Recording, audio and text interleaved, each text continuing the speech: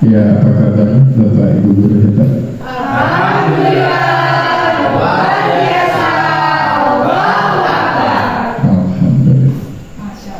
Bapak Ibu, di sini saya ada pepatah Inggris untuk kita semua yang bunyinya use whatever you process. The rules won't be perished. It no be foundry access to this best. Yang artinya gunakan bakat apa yang kamu miliki. Hutang akan sangat sulit jika tidak ada guru untuk bicara. Di sana kecuali yang berbicara paling baik.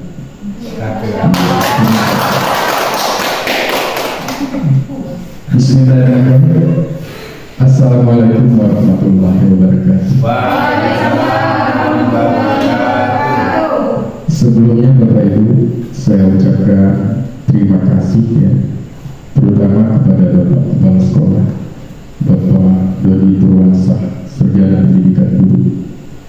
Kemudian kepada rekan-rekan guru-guru hebat ya, yang sudah sangat mendukung dan mensupport untuk kegiatan atau penerapan dari modul 1.4 tentang budaya positif pada pendidikan guru penggerak angkatan 9. Bapak Ibu, sekarang setelah Bapak Ibu mengamati tentang budaya positif, apa sih yang terbesit di pikiran Bapak Ibu tentang budaya positif?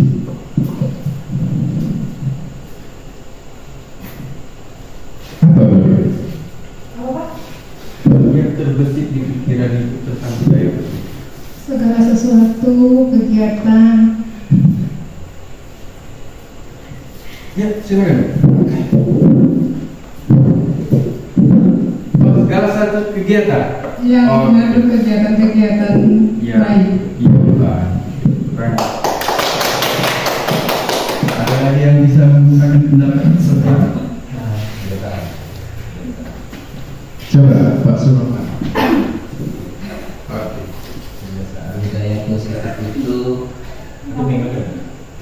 Budaya positif itu menurut saya suatu kegiatan yang bersifat kebiasaan, membangun kebiasaan yang baik. Iya. Terima kasih Ibu Rea dan Ibu dan Pak Suroman ya atas apa yang telah dikemukakannya tentang budaya positif. Ya, next Ibu Mina. Bapak Ibu, di sini saya perkenalkan diri saya terlebih dahulu. Nama Suhaimi. Kemudian saya guru kelas SDN Negeri Pangkalan dan juga merupakan CGP Angkatan 9 Kabupaten Musirawas Utara. Nanti Bapak Ibu, jika Bapak Ibu ingin berkomunikasi berkenaan dengan budaya positif, Bapak Ibu bisa menghubungi nomor handphone serta akun media sosial saya ya Bapak Ibu ya. Nah sekarang Bapak Ibu, saya akan mengajak Bapak Ibu bersenang-senang terlebih dahulu. Bisa mohon berdiri Bapak Ibu. Senang terlebih dahulu ya. Oke. Silakan Bapak Ibu bisa di-on-in.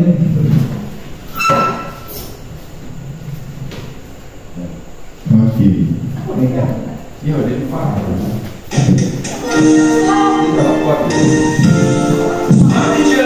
Saya pikir, saya rasa, saya bisa.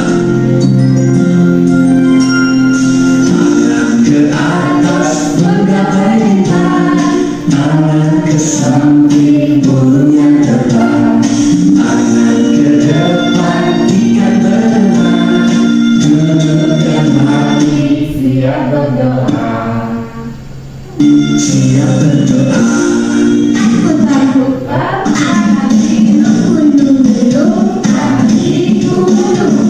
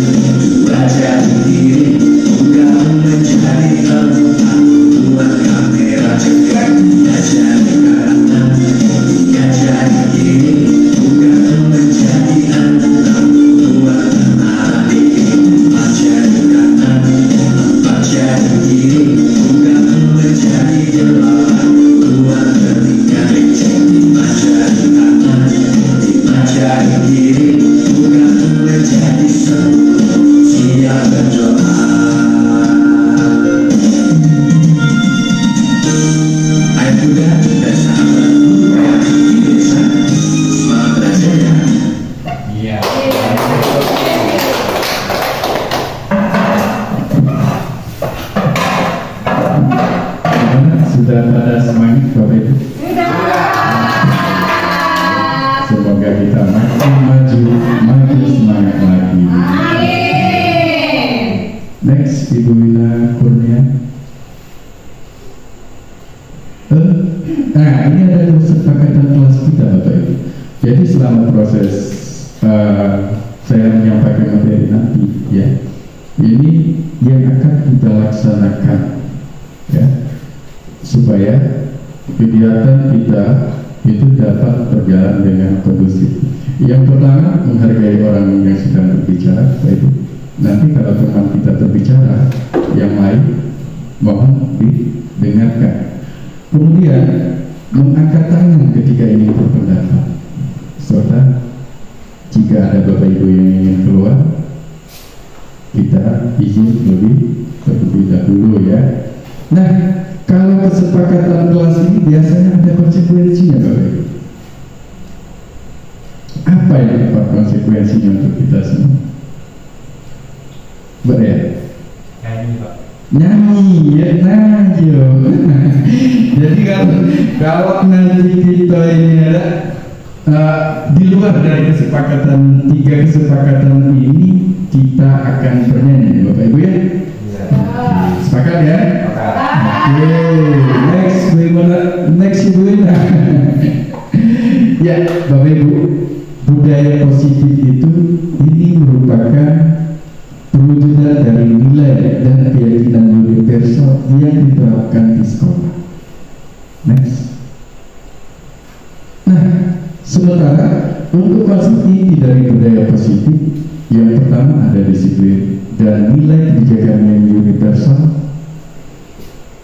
Kemudian ada teori motivasi,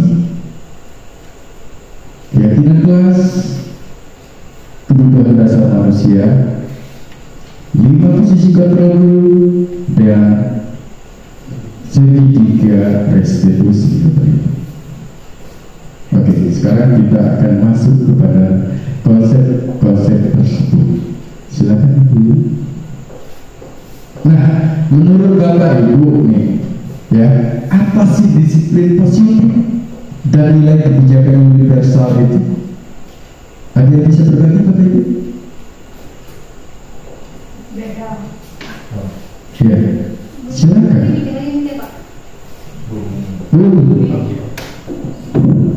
Terima kasih Pak atas kesempatannya. Ya. Menurut saya, disiplin positif adalah kebiasaan-kebiasaan baik yang rutin dilakukan. Sedangkan nilai kebajikan itu adalah nilai yang terkandung dari kegiatan tersebut. Contohnya, disiplin positif tentang bersalaman dengan guru ketika mau masuk kelas, maka nilai kebajikannya adalah sopan santun. Terima kasih Pak. Ada lagi pendapatnya tentang apa itu disiplin positif? Ibu beda bisa? Oh ya, iya. Oke, next Ibu Wina. Jadi benar sekali apa yang disampaikan oleh Ibu Umi tadi, ya. Jadi di sini ada disiplin positif Bapak Ibu. Jadi menurut Ki Hajar Dewantara, disiplin positif itu di mana ada kemerdekaan, di situ harus ada disiplin yang kuat. Sesungguhnya disiplin itu bersifat self-disiplin, yaitu kita sendiri yang mewajibkan kita dengan sekeras-kerasnya. Tetapi itu sama saja. Sebab jika kita tidak cakap melakukan self-disiplin, wajib penguasa lain yang mendisiplinkan kita. Nah, jadi maksudnya di sini, ya, disiplin itu harus lahir di dalam diri kita terlebih dahulu. Ya, kalau sudah ada disiplin dalam diri kita, maka kita akan dapat melaksanakan seperti yang Ibu Umi sampaikan tadi. Ya. Sementara kalau kita tidak punya disiplin itu, maka ya di sini orang lain yang ada kuasa untuk mendisiplinkan kita. Itu ya menurut pendapat Ki Hajar Dewantara. Next. Nah, Bapak Ibu, untuk nilai kebijakan nilai-nilai kebijakan.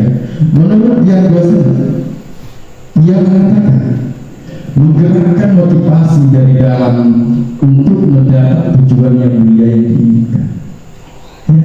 Sama seperti apa yang dikemukakan di Hajar Dewantara tadi. Jadi ini juga merupakan harus ada motivasi di dalam diri dulu. Ini yang paling efektif. Nah, kalau sudah ada motivasi di dalam diri, maka nilai-nilai kebijakan yang ingin kita capai oleh setiap anak Indonesia yang kita kenal dengan profil Pancasila, di antaranya ada beriman bertakwa kepada Tuhan Yang Maha Esa dan beramal mulia, mandiri, bernama kritis, berkebinekaan global, bergotong royong dan prihatin. Maka ini dapat dicapai dengan mudah. Itu. Ya. Next, Ibu. Nah, kemudian selain disiplin ada 3 teori motivasi yang sudah sama-sama kita amati ya. Yang pertama itu untuk menghindari ketidaknyamanan atau hukuman. Nah, maksudnya di sini ya, ini adalah tingkat terendah dari motivasi pada manusia begitu. Jadi kalau orang itu kita sering menggunakan hukuman, berarti motivasi kita itu tidak mendisiplinkan, itu sangat rendah. Nah, biasanya orang yang dengan motivasi perilaku menghindar hukuman atau tidak nyamanan ini, ya, ia akan bertanya, apa akan terjadi bila saya tidak melakukan perbuatan tersebut. Gitu. Kemudian motivasi ini bersifat eksternal. Maksudnya di sini eksternal, Bapak Ibu, motivasi yang ada dari luar. Ya, contohnya itu peserta didik kita ya, karena dia tidak punya disiplin di dalam dirinya, maka gurunya yang mendisiplinkan itu. Yang kedua, teori motivasi menurut Dian Gosen ya, ini untuk mendapat imbalan atau penghargaan dari orang lain. Pernahkah Bapak Ibu melakukan motivasi ini? Pernah? Gimana? Ini bagus sebenarnya. Nah, Bapak Ibu, di sini saya jelaskan juga ya tentang untuk mendapat imbalan atau penghargaan. Biasanya ini kita di dalam kelas ya, sering kapan siswa itu benar misalnya menjawab ya, kita berikan permen. Ada yang pernah melakukan? Pernah. Iya. Ternyata Bapak Ibu, motivasi yang seperti itu ini tidak tepat. Ya. Kenapa? Karena mereka melakukan sebuah tindakan untuk mendapat pujian dari orang lain yang menurut mereka penting dan mereka letakkan di dunia berkualitas mereka. Mereka juga melakukan sesuatu untuk mendapat hadiah, pengakuan atau imbalan. Motivasi ini bersifat eksternal, Bapak. Cuma ketika dia tidak kita berikan hadiah, ya, maka dia akan perbuatannya ya, akan kembali seperti semula. Nah, jadi ini Bapak Ibu, 1 dan 2 ini motivasinya itu dari eksternal atau dari orang lain ya. Yang ketiga, motivasi untuk menjadi orang yang mereka inginkan dan menghargai diri sendiri dengan nilai-nilai yang mereka percaya. Maksudnya orang dengan motivasi ini ialah mereka yang melakukan sesuatu karena nilai-nilai mereka yang mereka yakini dan hargai, dan mereka melakukan karena mereka ingin menjadi orang yang melakukan nilai-nilai yang mereka yakini tersebut. Ini adalah motivasi yang akan membuat seseorang memiliki disiplin positif, Bapak Ibu. Dan ini pun merupakan disiplin motivasi yang ada di dalam diri. Waktu kita itu ya,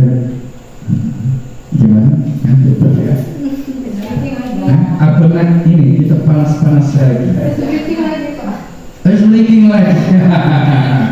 Nanti kita speaking lagi ya. Nah, jadi Bapak Ibu, dari ketiga motivasi ini ya, motivasi yang paling penting itu adalah motivasi nomor 3, Bapak Ibu. Karena apa? Motivasi nomor 3 ini motivasi yang terakhir dari dalam diri seseorang itu Bapak Ibu ya. Next, Ibu Lina. Nah, selain motivasi, ada konsep tentang keyakinan kelas atau sekolah. Nah, untuk konsep ini Bapak Ibu ya, ini ada 8 cara atau prosedur yang mesti kita lakukan di kelas untuk membuat keyakinan kelas. Di sini Bapak Ibu bisa bacakan ya. Yang pertama, keyakinan kelas ini pasti kita buat pada awal semester. Kemudian bagaimana guru memfasilitasi siswa untuk bertukar pendapat tentang keyakinan yang perlu disepakati. Kemudian mencatat semuanya, masukan-masukan siswa dan tempelkan di kertas tertulis seperti yang Ibu Umi kemarin lakukan. Kemudian mengubah kalimat negatif menjadi kalimat positif. Nah, di sini kita harus membedakan yang mana itu peraturan, yang mana itu keyakinan kelas. Ya, kalau peraturan itu Bapak Ibu biasanya bersifat perintah. Jadi sekian banyak item 1 sampai 20 semuanya perintah. Nah, sesuai dengan teori motivasi tadi ya, kalau perintah itu berarti ada konsekuensi dan itu tidak efektif Bapak Ibu. Nah, kita gunakan kalimat-kalimat yang berkonotasi positif. Contohnya ya, seperti membuang sampah pada tempatnya, gitu ya. Jangan buang sampah pada tempatnya. Ini kurang efektif ya Bapak Ibu ya, kalau kita gunakan kata perintah. Gitu. Nah, kemudian yang keempat, tinjau kembali daftar surat pendapat yang sudah dicatat. Contohnya, berjalan di depan kelas dengan guru berada di bawah satu payung, yaitu keyakinan untuk saling menghormati atau nilai kebijakannya hormat. Kemudian yang kelima, sebaiknya keyakinan sekolah atau kelas tidak terlalu banyak, bisa berkisar 3 sampai 7 prinsip keyakinan. Ya, seperti peraturan sekolah, satu mau berjerit, tidak dibaca siswa, tidak dilaksanakan. Ya, jadi kita cukup simpel saja, yang paling penting dilaksanakan oleh peserta didik kita dan mereka yakin peserta yang melaksanakannya. Yang benar, setelah keyakinan kelas itu selesai dibuat, maka semua warga kelas dipersilakan meninjau ulang dan menyetujui serta menandatangani keyakinan sekolah atau kelas tersebut, termasuk guru dan semua warga murid. Nah, itu Bapak Ibu. Ya, seperti dilakukan oleh Ibu kemarin. Oh, kita sudah bagi kan, keyakinan guru kita baik, dia kita tempelkan, ya sudah itu kita tanda tangan. Nanti kalau sudah di tangan, legalitasnya jelas. Jadi tinggal kita, ketika ada siswa yang tidak disiplin, tinggal kita ini kan saja kaitkan ke prosedur ini, ya. Kemudian yang terakhir, keyakinan sekolah atau kelas selanjutnya bisa diletakkan di dinding kelas, di tempat yang mudah dilihat semua warga kelas. Warga kelas itu siapa Bapak Ibu? Siswa, guru, bagus ya. Next. Nah, ini ada 5 kebutuhan dasar manusia. Menurut Ibu, 5 kebutuhan dasar manusia ya. Ada kebutuhan pertama itu kasih sayang dan rasa diterima, penguasaan, kebebasan dan kesenangan. Ya. Nah sekarang kita bahas satu-satu Bapak Ibu. Yang mana apa itu kebutuhan bertahan hidup, apa itu kasih sayang dan rasa diterima. Oke, next, nah ini Bapak, kebutuhan bertahan hidup. Bisa bantu Ibu Beda? Ya, coba. Kebutuhan bertahan hidup survival adalah kebutuhan yang bersifat fisiologis untuk bertahan hidup, misalnya kesehatan, rumah, dan makanan. Contoh pada kasus-kasus Doni ketika ditanya oleh Ibu Ambar adalah karena ia lapar dan orang tuanya tidak membawakannya bekal makan siang. Maka kebutuhan dasar yang sedang berusaha dipenuhi oleh Doni adalah kebutuhan untuk bertahan hidup atau survival. Iya. Kalau suasana, kalau pakai ini. Jadi ini Bapak Ibu sesuai apa yang disampaikan oleh Ibu Beda tadi. Pernah ketemu kasus seperti ini? Pernah. Berarti kita itu harus tahu apa kebutuhan dari peserta didik kita.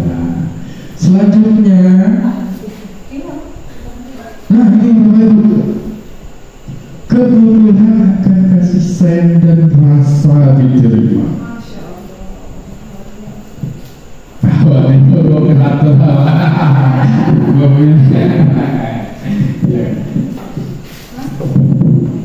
Anak-anak yang memiliki kebutuhan dasar kasih sayang dan rasa diterima yang tinggi biasanya ingin disukai dan diterima oleh lingkungannya. Mereka juga akrab dengan orang tuanya. Biasanya mereka belajar karena suka pada gurunya. Bagi mereka, teman sebaya sangatlah penting. Mereka juga biasa suka bekerja dalam kelompok. Contohnya, kasus Doni menjawab bahwa alasannya mengambil bekal temannya karena dia merasa senang temannya jadi memperhatikan dia. Ketika temannya melaporkan tindakannya itu pada gurunya dan gurunya memberitahu orang tuanya sehingga orang tuanya jadi memperhatikan dia, maka kebutuhan dasar yang sedang dipenuhi Doni adalah kebutuhan akan kasih sayang dan rasa diterima. Terima kasih. Terima kasih Bu Inaya.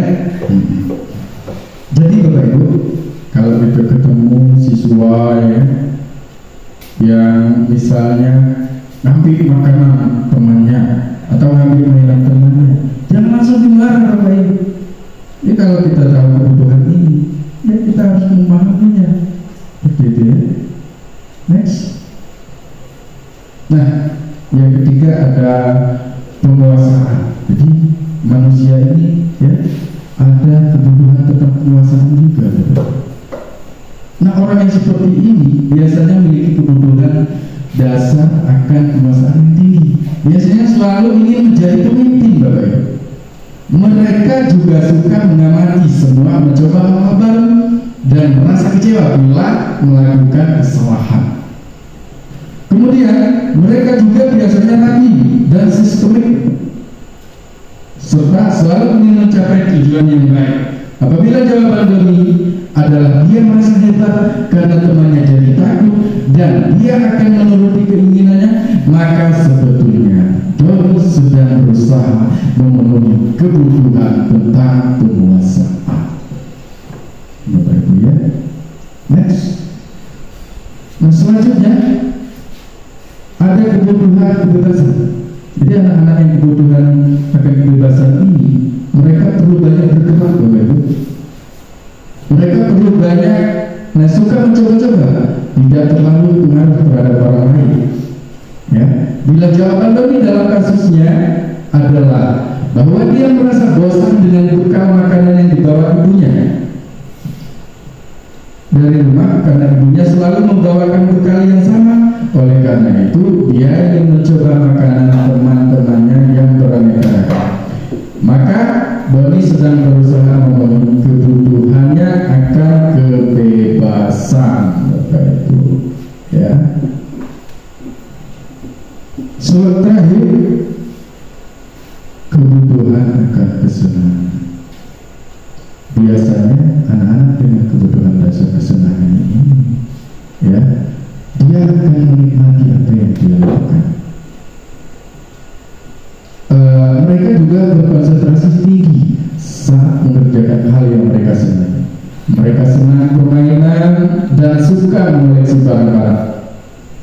Suka bergerak, suka maju, juga suka menggemaskan. Bahkan saat mereka bertingkah dulu, mereka masih terlihat lucu. Ya, dalam kasus Doni misalnya, kalau dia melakukan karena iseng saja dan menikmati ekspresi wajah temannya yang kesal karena diambil makanannya dan menurut dia ekspresi temannya itu lucu, maka berarti Doni sedang memenuhi kebutuhan dasarnya akan kesenangan. Dari kebutuhan dasar ini, Bapak Ibu, kita dapat memahami karakter-karakter peserta didik kita. Selain itu, kita juga harus memahami karakter kita sendiri berada di mana, kamu?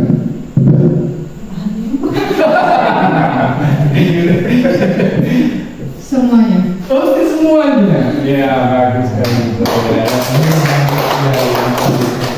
Semuanya. Kita hidup. Ya, jadi kita harus mempunyai kebutuhan ini semua, Bapak Ibu, ya. Next. Nah, posisi kontrol guru. Next. Menurut pengalaman Bapak Ibu, ini nanti kita jawab satu-satu ya. Posisi kontrol yang mana yang sering Bapak Ibu lakukan dan Bapak Ibu gunakan ketika menyelesaikan permasalahan di kelas atau di sekolah? Berkeliling. Sebagai teman dan pemantau. Sebagai teman dan pemantau. Karena saya mengajar di kelas 2, saya lebih sering ke pemantau. Jadi saya sering memantau anak-anak, apalagi masalah kegiatan belajar, tugas-tugas itu benar-benar dipantau. Terima kasih. Oke. Pasti membuat merasa bersalah.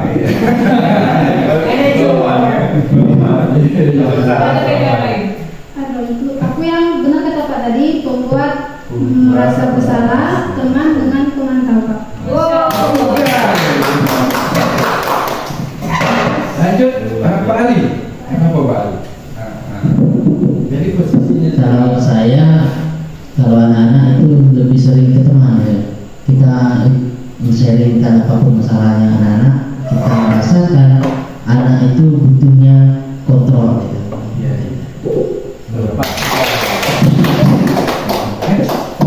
Terima kasih, Pak. Berhubung saya mengajar kelas 3, posisi saya sebagai guru itu membuat pemukul, pemantau dan teman. pemantau dan teman. asli.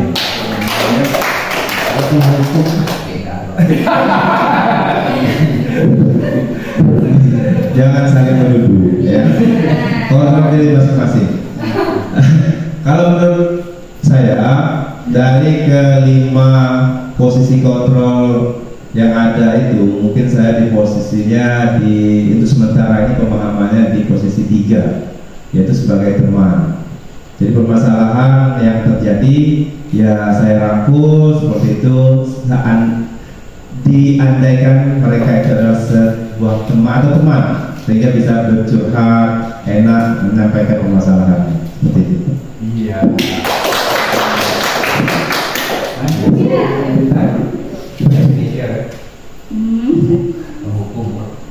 Kalau saya memilih teman dan manajer.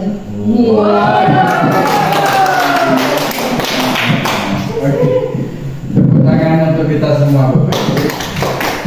Ada tahapan kali dia. Iya. Jadi kita sudah memahami posisi kontrol yang ada pada diri kita. Kita lihat satu persatu. Posisi kontrol yang mana yang paling efektif, Bapak Ibu, kita gunakan. Enggak apa-apa. Nanti yang penting ketika sudah tahu tentang posisi kontrol ini ya, ini wajib kita laksanakan di kelas kita masing-masing, Bapak Ibu. Ya, Bu Inaya. Oke, next. Nah ini Bu, posisi kontrol penghukum. Untuk posisi kontrol penghukum ini, biasanya seorang penghukum bisa menggunakan hukuman fisik atau verbal. Untuk hukuman fisik itu bisa berupa apa saja gitu ya? Hukuman fisik. Suruh berdiri di depan kelas. Berlari keliling lapangan. Iya. Orang ada tiang bendera. Oke. Jadi itu semua sebagai posisi penghukum fisik, Bapak Ibu ya. Selain fisik ada juga penghukum secara verbal. Pak, Ya. isi belakang. Iya Pak. Iya, padahal tidak nyanyi. HP Pak sudah belum? Oke, kita bahas ini Bapak Ibu ya. Untuk kondisi verbal ini biasanya kita menghukum dengan kata-kata. Masya Allah, astagfirullahaladzim. Ya, biasanya ditandai dengan kata-kata ini Bapak Ibu. Awas ya. Itu ya, kata-kata yang mengancam.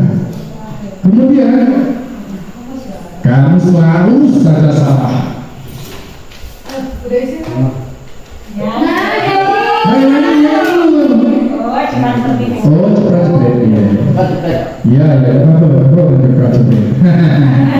Ya, nah kemudian selalu pasti berakhir ini bentuk penghukuman ya Bapak Ibu. Jadi bagi Bapak Ibu yang cukup melakukan ini enggak baik Bapak Ibu ya. Jadi kita harus mencari posisi kontrol yang tinggi. Oke, nah untuk hasilnya kemungkinan murid marah dan mendendam kepada kita kalau kita melakukan ini Bapak Ibu ya. Kemudian bisa juga dia kembali duduk, murid tersebut akan mengoceh gurunya atau meja tulisnya. Lebih buruk lagi, sepulang sekolah ban motor kita dikempesi. Nah, bahaya nih kalau posisi kontrol itu sebagai penghukum ya.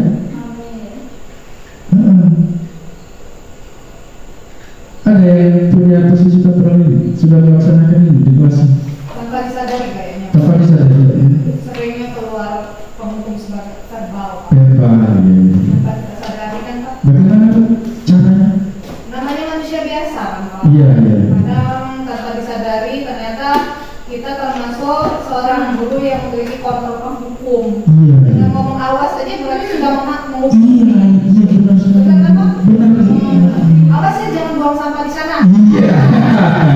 Tangan dulu berdoa ya. Benar sekali ya. Kemudian yang kedua posisi kontrol membuat rasa bersama. Ya.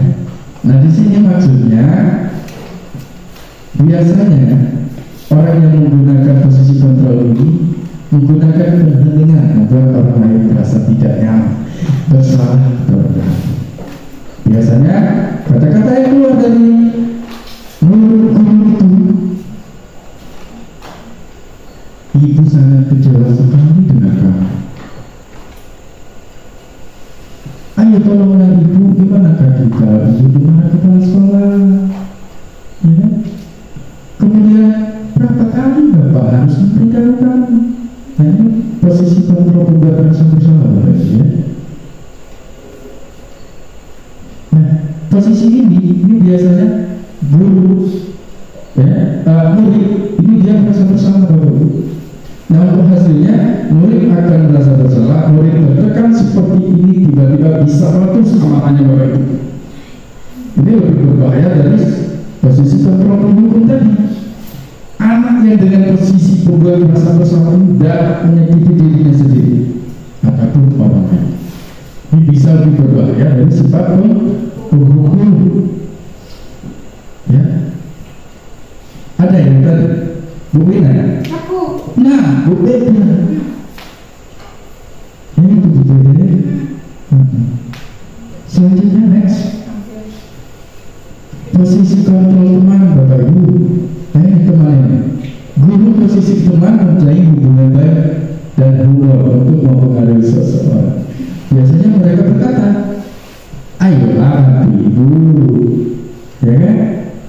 Kemudian, ayo ingat, tidak bantuan, ayo ingat, tidak bantuan Bapak selama ini.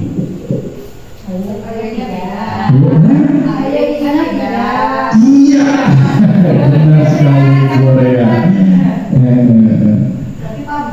Iya, iya, sudah berapa kali juga nanti dibantu bereskan. Ya, biasanya dia cenderung seperti ini Bapak Ibu karena kalimat keluar. Untuk hasilnya, murid bisa bertergantungan Bapak Ibu dengan satu guru dan tidak berlaku untuk guru yang lain. Ini yang posisi teman tadi. Ya. Bahkan ketika guru yang posisi teman itu tidak memenuhi kebutuhan anak itu, misalnya dia mengatakan, Bu, bantu saya, tiba-tiba ibu itu tidak membantu. Akhirnya anaknya ngomong seperti ini. Ibu ini ngaku kemarin susah banyak bantu. Nah, ini yang posisi teman. Terakhir, selanjutnya pemantau. Untuk seorang pemantau ini mengandalkan perhitungan catatan, ya, serta konsekuensi. Kemudian kata-kata yang keluar sebelumnya. Nah, kata-kata yang keluar itu bersifat mantau, ya. Peraturannya apa? Apa yang telah kami lakukan? Ya, nanya-nanya yang memantau untuk kondisi siswa tersebut. Sanksi atau konsekuensinya apa? Kan seperti itu. Nah, untuk hasilnya murid memahami konsekuensi yang harus dijalankan karena telah melanggar salah satu peraturan sekolah. Murid tetap dibuat tidak nyaman, yaitu dengan harus tinggal kelas, ya, karena dipantau terus. Wah, ini anak ini salah, lah berapa kali nggak masuk, sebulan nggak masuk. Konsekuensinya ada. Jadi ini mengandung konsekuensi Bapak Ibu. Posisi pemantau, ya. Terakhir, posisi manajer. Posisi manajer di sini, guru berbuat bersama murid, mempersilahkan murid mempertanggungjawabkan perilakunya dan mendukung murid untuk melakukan solusi atas permasalahannya sendiri Bapak Ibu. Ya, bisa sambil minum boleh, ya. Kalau nanti habis bisa saya pilih lagi. Kalau apa-apa. Nah, untuk posisi manajer ini Bapak Ibu mengajar dari restitusi yang menjadikan murid sebagai manajer bagi dirinya sendiri sehingga tercipta identitas positif dan tercipta dalam diri murid kita. Jadi posisi kontrol yang paling baik itu Bapak Ibu dari kedua ini adalah posisi kontrol manajer. Ya, iya benar. Jadi ke depan kita berlatih menggunakan posisi kontrol ini. Ya. Tanya Pak. Iya, gimana? Berarti kita sebagai guru emang selalu harus memposisikan diri sebagai seorang manajer karena itu adalah posisi yang paling ideal gitu Pak. Iya benar sekali. Ya. Jadi kita itu harus memposisikan diri kita sebagai manajer dalam mendisiplinkan peserta didik kita, ya. Karena apa? Karena kalau dari keempat itu semuanya ada hasil. Hasilnya berdampak tidak baik bagi anak maupun gurunya. Nah, sedangkan ini tidak baik. Anak kita mempertanggungjawabkan sendiri, ya kan, apa yang sudah dia lakukan. Oke. Cuma kitanya menggali saja supaya apa sih yang akan kamu lakukan nanti. Kalau kamu sudah tahu keyakinannya kamu ini kan itu, ya? Oke. Next, segitiga restitusi.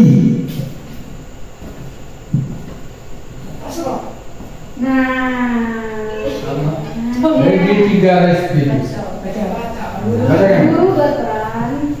Segitiga restitusi. Kalau nggak kelihatan buat bisa sambil berdiri. Aduh, ya apa juga. Guru berperan sebagai manajer dalam penerapan segitiga restitusi untuk menyelesaikan masalah melalui 3 tahapan, yaitu menstabilkan identitas, validasi tindakan yang salah, dan menanyakan keyakinan. Iya. Tujuannya untuk menghasilkan siswa yang mandiri dan bertanggung jawab.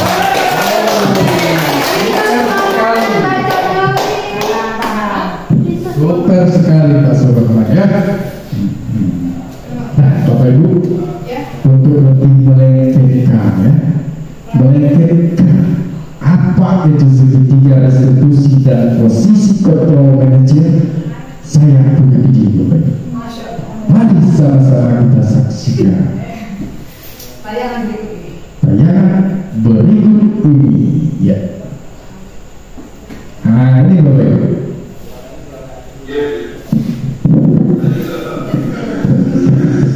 Katanya kami tidak dapat membuang sampah sembarangan. Yang benar, Pak.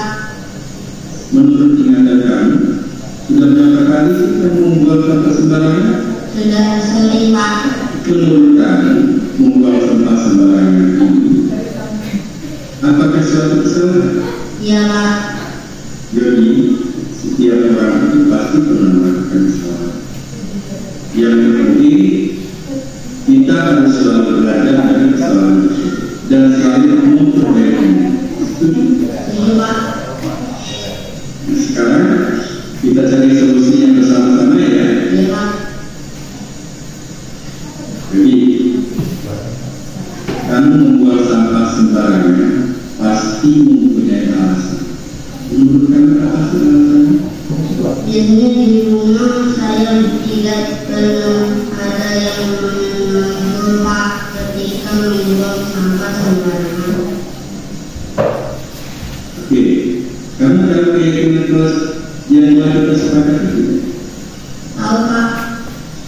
Kalau membuang sampah sembarangan sesuai dengan keyakinan kelas kita bukan? Tidak, Pak.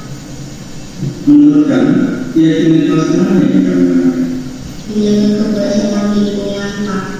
Nah, sekarang menjaga kebersihan lingkungan itu penting tidak? Ini Pak, dengan lingkungan yang bersih kita dapat belajar dengan nyaman dan terhindar dari penyakit. Oke, betul sekali lagi. Menjaga kebersihan itu penting dan sangat bermanfaat. Selain terhindar dari penyakit, lingkungan pun menjadi sejuk dan kita belajar menjadi nyaman. Ya, Pak, saya menyesal telah membuang sampah sembarangan dan saya minta maaf, Pak. Iya, kamu sudah menunjukkan sikap yang baik dengan telah menunjukkan. Menurut kamu, apa yang akan kamu lakukan agar tidak membuang sampah sembarangan lagi? Saya akan membiasakan membuang sampah pada tempat yang baik di rumah maupun di sekolah. Ya baik. Jadi kamu sudah menemukan solusinya dan Bapak akan bekerja sama dengan orang tua kamu agar kamu tidak membuang sampah sembarangan lagi.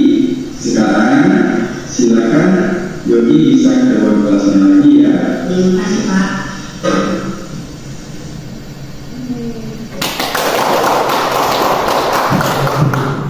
Ibu, setelah tadi Bapak Ibu mengamati ya tentang penerapan segitiga restitusi yang saya lakukan di kelas saya, apa yang Bapak Ibu petik dari pengamatan Bapak Ibu tadi? Terima kasih Pak. Kalau menurut saya setelah melihat tayangan video tadi, jadi kesimpulannya ketika anak itu melakukan kesalahan, maka guru nggak langsung menghukum, tapi menanyakan terus seperti di langkah pertama menstabilkan identitas itu sepertinya jadi nggak menekan murid, jadi murid nggak merasa bersalah, nggak tertekan seperti itu. Kemudian untuk jalan keluarnya itu si anak sendiri yang punya ide. Jadi anak itu memperbaiki kesalahannya tanpa ada rasa paksaan. Seperti itu. Terima kasih Pak. Ada lagi yang bisa mengatakan pendapatnya Bapak Ibu? Mas Roman. Ya, Mas Roman. Baik, terima kasih atas kesempatannya Pak. Dari video tadi kami belajar bahwa selama ini apa yang sudah kami lakukan tentang menangani permasalahan yang terjadi terhadap murid itu masih keliru. Nah, dari pemahaman video ini ke depan kami bisa memahami tahapan-tahapan mana yang harus kami lakukan dalam menghadapi atau menyelesaikan permasalahan yang dilakukan atau yang ada di sekolah terhadap murid. Terima kasih Pak. Terima kasih Pak. Ada lagi Bapak Ibu yang mengungkapkan pendapatnya? Boleh. Ya. Terima kasih Pak atas waktunya. Sedikit penambahan saja ya Pak ya. Iya. Alhamdulillah sih setelah nonton video ini menjadi contoh untuk saya Pak. Kalau dulu kan saya sebagai seorang guru tanpa disadari sering menjadi seorang pemberi kontrol, pemarah, langsung menuduh anak supaya anak merasakan rasa bersalah. Tapi setelah melihat contoh ini, saya merasa bahwa menjadi seorang guru itu tidaklah harus seperti itu. Harus bertanya dulu, kenapa anak ini tidak, misalnya datang terlambat, alasannya kenapa, lalu bisa mencari jalan keluarnya bersama-sama. Seperti itu Pak. Terima kasih. Wassalamualaikum warahmatullahi wabarakatuh.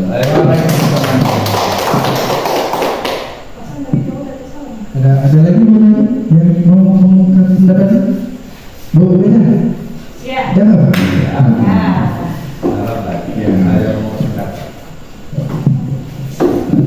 kasih Pak. Dari melihat video ini, benar terdapat ini banyak kekeliruan. Misalnya pagi tadi kan anak pada baris depan. Sebelum pada baris itu kan doa. Udah doa itu bilang sama anak-anak, sebelum masuk ambil sampah dulu depan kelas. Awas kalau tidak bersih ibu marah. Ternyata itu salah Pak. Harusnya itu seperti yang contoh video tadi, harus baik-baik, harus kontrol marahnya, nggak harus bilang awas. Ya, merasa itu saja Pak. Ya, Pak Sulaiman ya.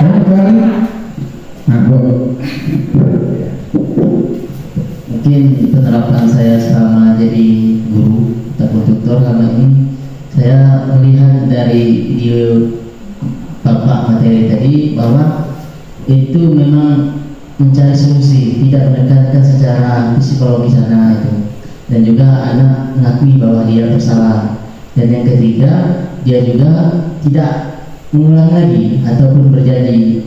Berarti dari materi Bapak sampaikan tadi itu sangat efektif untuk diterapkan khususnya di SD negeri Pangkalan, SD Terang Pangkalan. Mungkin itu saja Pak yang sampaikan. Terima kasih. Ya, Mas Roman. Aku Pak ya? Iya. Boleh Pak. Contoh dari institusi yang Bapak sampaikan tadi, yang saya alami Pak ya, setiap pagi, mungkin setiap hari, bahkan mungkin selalu ada dan setiap harinya Pak. Ketika anak membuang sampah. Di situ kan di depan kelas misalnya Pak, di situ terdapat anak-anak yang lain. Nah biasanya kita menegur seperti ini, ya nak, jangan buang sampah sembarangan, gak enak sama teman-teman kan yang sudah menjaga kebersihan. Kenapa kamu buang? Apakah itu termasuk dari 3 restitusi untuk menstabilkan identitas Pak? Itu ini sebuah pertanyaan, bukan apa? Iya benar. Oh iya Pak. Ya, aja Pak. Ada kata dengan bencana. Terima kasih Pak Surahman ya. Tadi kan kita sudah membahas tentang posisi kontrol dulu ya kan? Pak Surahman ya, saya bantu jawab permasalahannya Pak Surahman. Jadi tadi kan kita sudah memahami tentang posisi kontrol dulu ya. Jadi posisi kontrol yang ada pada diri Pak Surahman tadi ini ada pada posisi kontrol yang mana Pak? Itu dua. Dua, merasa bersalah pada saudara. Ya. Dan itu tadi efektif tidak? Tidak. Ya. Nah, caranya terapkan segitiga restitusi dalam menyelesaikan kasus tersebut. Gunakan posisi kontrol manajemen. Segitiga restitusi itu ada menstabilkan identitas, ya. Yang kedua tadi validasi tindakan yang salah. Yang ketiga menanyakan keyakinan Pak. Itu ya. Oke, bisa diterima? Ya bisa. Makasih Pak Surahman ya.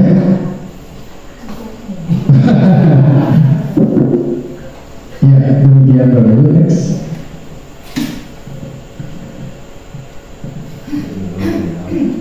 Ya demikian Bapak Ibu ya, materi yang saya sampaikan tentang budaya positif dari pendidikan guru penggerak angkatan 9 Kabupaten Musirawas. Nah Bapak Ibu, untuk koreksi dari saya ya, saya mohon Bapak Ibu mungkin keterwakilan dari satu guru atau kepala sekolah memberi pandangan supaya ada perbaikan bagi saya ke depan dalam melaksanakan pembelajaran di kelas khususnya ya. Saya mohon Pak.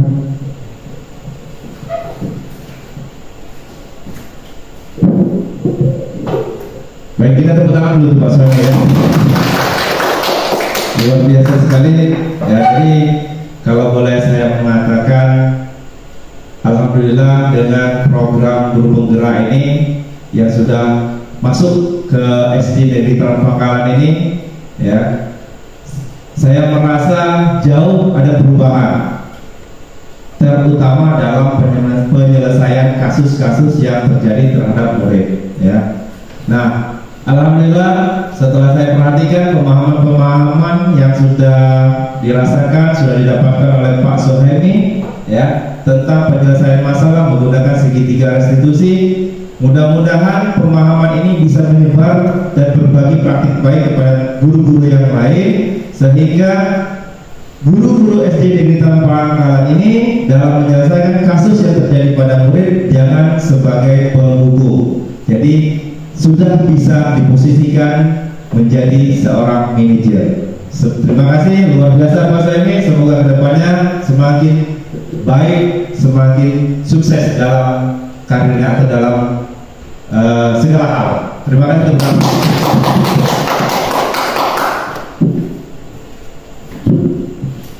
Ya, terima kasih Bapak. Selanjutnya dari perwakilan guru siapa? Ya guru. Nah. Di sini Bu. Biar silakan. Tadi kan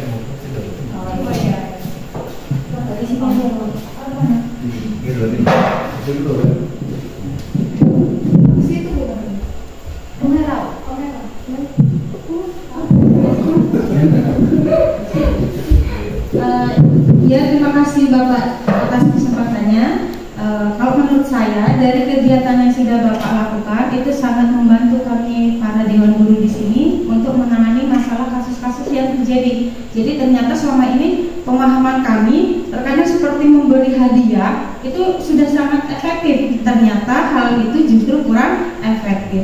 Kemudian saat menangani anak yang bermasalah, lebih sering kita langsung menghukum, menganggap anak itu merasa bersalah. Padahal menurut pemahaman yang telah Bapak sampaikan, ternyata si anak itu tidak nakal. Ketika anak itu melakukan suatu kesalahan, si anak itu sebenarnya sedang memenuhi kebutuhan hidupnya. Bisa jadi kebutuhan bertahan hidup, kesenangan, dan sebagainya tadi. Kemudian untuk menangani anak yang bermasalah itu ternyata juga harus dengan segitiga restitusi. Yang langkah-langkahnya menurut saya sudah sangat jelas. Terima kasih Pak Suhini atas materinya.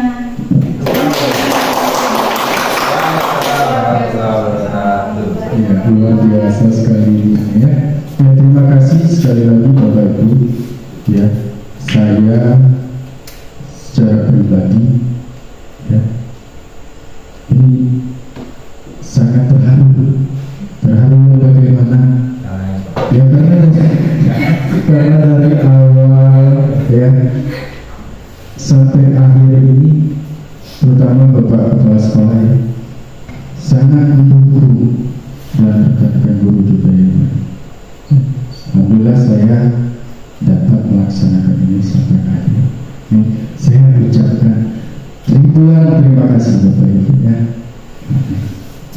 Dan cukup di sini Bapak Ibu yang berkaitan dengan penyebaran atau diseminasi budaya positif pendidikan guru dan angkatan 9. Saya akhiri.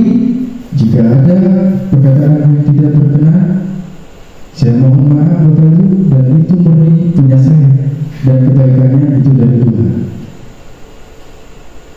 Saya akhiri wabillahi taufiq wassalamu